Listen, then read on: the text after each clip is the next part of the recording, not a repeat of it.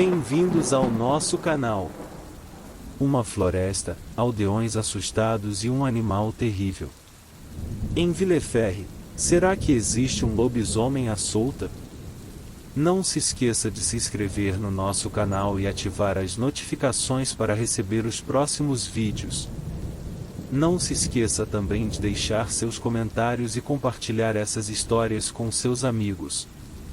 Pegue esse pacote paçoquinhas, seu chá verde e vamos descobrir juntos. Na floresta de Villeferre.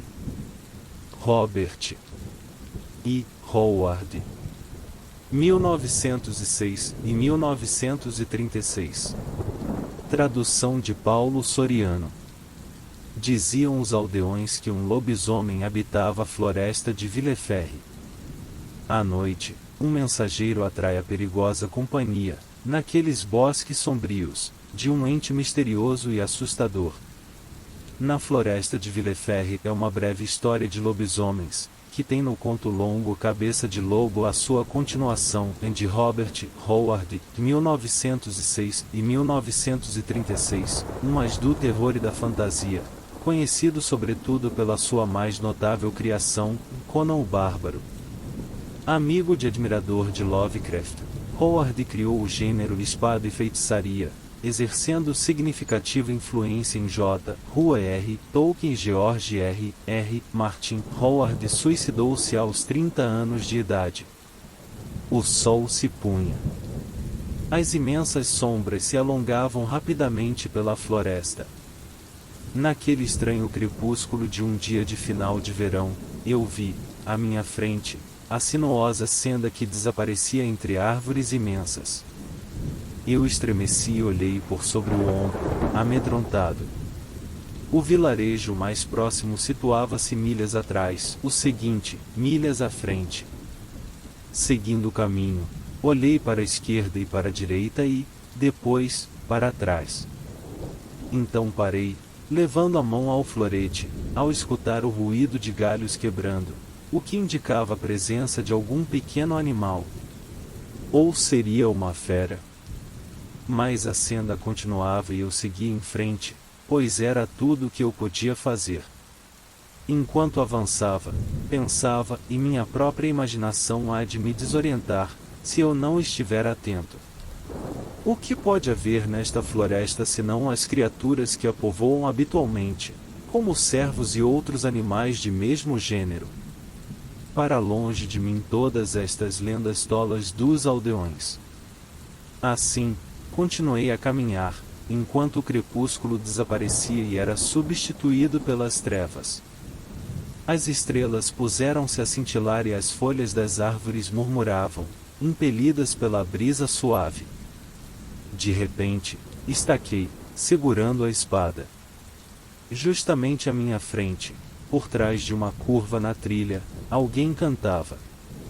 Eu não conseguia compreender as palavras, mas aquele sotaque era estranho, quase bárbaro. Escondi-me rapidamente detrás de uma grande árvore.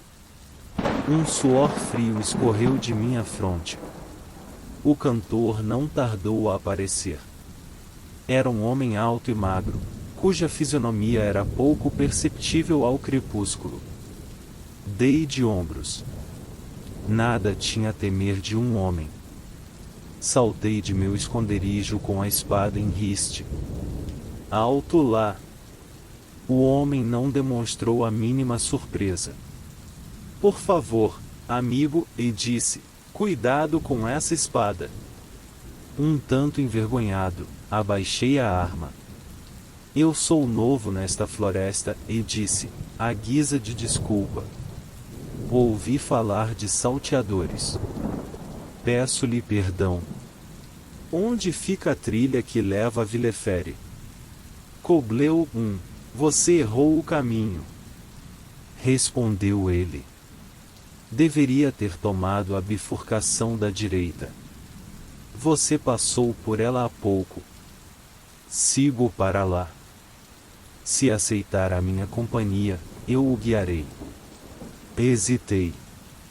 No entanto, por que deveria hesitar? Claro que sim. Chamo-me Mantoux. Sou da Normandia. Eu sou Carolus Lelou. Não! Exclamei, dando um passo atrás. Ele me olhou, surpreso. Perdoe-me, disse-lhe. Esse nome é estranho. Loup não significa lobo? A minha família sempre foi de grandes caçadores, e ele respondeu. Ele não me ofereceu a mão em cumprimento.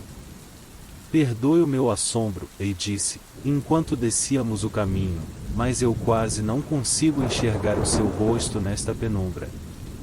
Senti que ele sorria, embora não emitisse som algum. Pouco há o que se é visto, e ele respondeu. Aproximei-me. Mas dei um salto para trás, enquanto os meus cabelos se eriçavam. Uma máscara! Exclamei. Por que usa uma máscara, Monsieur? É um voto, e ele explicou. Fugindo de uma matilha de cães, jurei que, se escapasse, usaria uma máscara durante certo tempo. Cães, Monsieur. Lobos, e ele replicou rapidamente. Eu disse lobos. Caminhamos em silêncio por algum tempo e, em seguida, o meu companheiro disse. Surpreende-me que ande nesta floresta à noite. Poucas pessoas se aventuram por estes caminhos, mesmo durante o dia. Tenho pressa em alcançar a fronteira, e respondi. Um tratado foi assinado com os ingleses e o Duque de Borgonha precisa saber disto. Os aldeões tentaram dissuadir-me. Eles me falaram de um lobo que, supostamente, vagueia por esta floresta. É aqui que se bifurca o caminho e se abre a senda para Villefere, disse ele, e eu pude ver um sendeiro estreito e sinuoso, que não percebera bem há pouco, quando passei. A trilha desaparecia na escuridão das árvores. E estremeci. Prefere voltar à aldeia? Não. Exclamei. Não, não. Mostre-me o caminho. A senda era tão estreita que tivemos que caminhar em fila, seguindo ele à frente. Eu o examinei atentamente. Era alto, muito mais alto que eu, magro e rijo. Vestia roupas que me pareciam espanholas. Um longo florete pendia de sua cintura. Caminhava com passos largos e ágeis, sem fazer barulho. Em seguida, ele começou a falar de suas viagens e aventuras. Falou de muitas terras e mares que havia visto e de muitas coisas estranhas. E assim, enquanto conversávamos, nós nos embrenhávamos cada vez mais na floresta. Presumi que ele seria francês. Entretanto, tinha ele um sotaque muito estranho.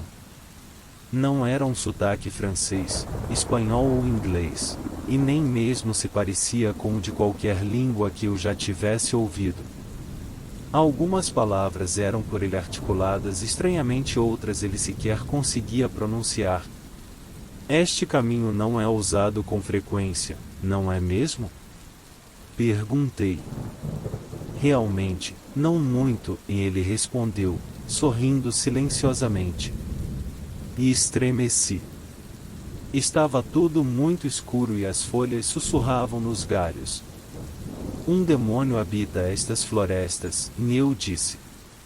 É o que afirmam os aldeões, e respondeu. Mas eu, que já andei por estes bosques muitas vezes, nunca vi a sua face. Começou a falar, então, das estranhas criaturas das trevas. A lua acendia e as sombras deslizavam entre as árvores. Ele olhou para a lua. Vamos rápido! Disse. Temos que chegar ao nosso destino antes que a lua atinja o zênite. Apertamos o passo ao longo da trilha. Dizem, falei, que um lobisomem assombra esta floresta. É possível, e ele respondeu. e discutimos longamente sobre o assunto. Dizem as velhas senhoras, e prosseguiu, que, se matamos um lobisomem sob a forma de lobo, só então ele estará verdadeiramente morto. Mas, se o matamos sob a forma humana, a sua meia alma assombrará para sempre quem o matou.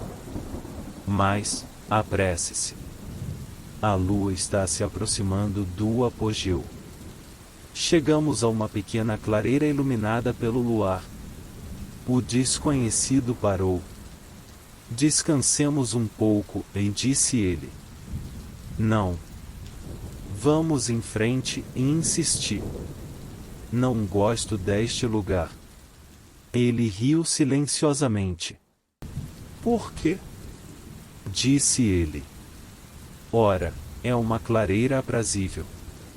Tão agradável quanto uma sala de banquetes. Já me diverti várias vezes neste lugar. Olhe, vou lhe mostrar uma dança. E se pôs a saltar de um lado para o outro, jogando para trás a cabeça e rindo em silêncio.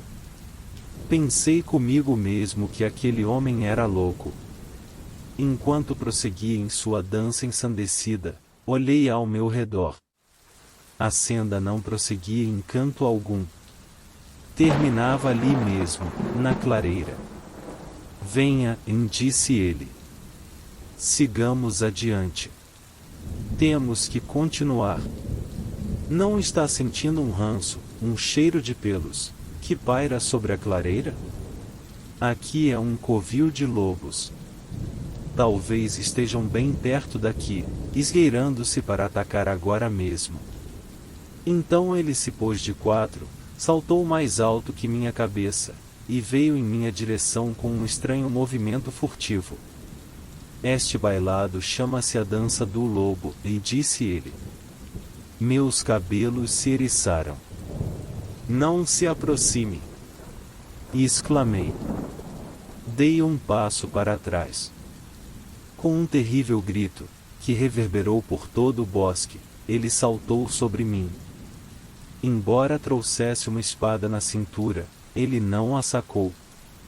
O meu florete já estava meio desembainhado quando ele agarrou o meu braço e me lançou por terra violentamente. Eu o arrastei comigo e fomos juntos ao chão. Soltando uma das mãos, arranquei a máscara. Um grito de terror escapou de meus lábios. Por trás da máscara, olhos de fera brilhavam, e presas brancas reluziam à luz da lua. Aquela cara era de um lobo. Em um instante, aquelas presas estavam em minha garganta. Mãos em garras arrancaram o florete que eu segurava. Esmurrei aquela cara hedionda com os punhos cerrados, mas as suas mandíbulas cravavam-se firmemente em meu ombro e as suas garras arranhavam a minha garganta. Eu estava de costas. O mundo esvaecia. Golpeei cegamente. Minha mão caiu e se fechou automaticamente sobre o cabo da adaga, aonde eu não fora antes capaz de chegar. Saquei a arma e desferi um golpe. Um grito terrível e semi-animalesco e retumbou. Eu me ergui, cambaleando. Aos meus pés, jazia o lobisomem. Abaixei-me, recolhendo a adaga. Depois parei, erguendo a vista. A lua pairava no céu, quase no zênite.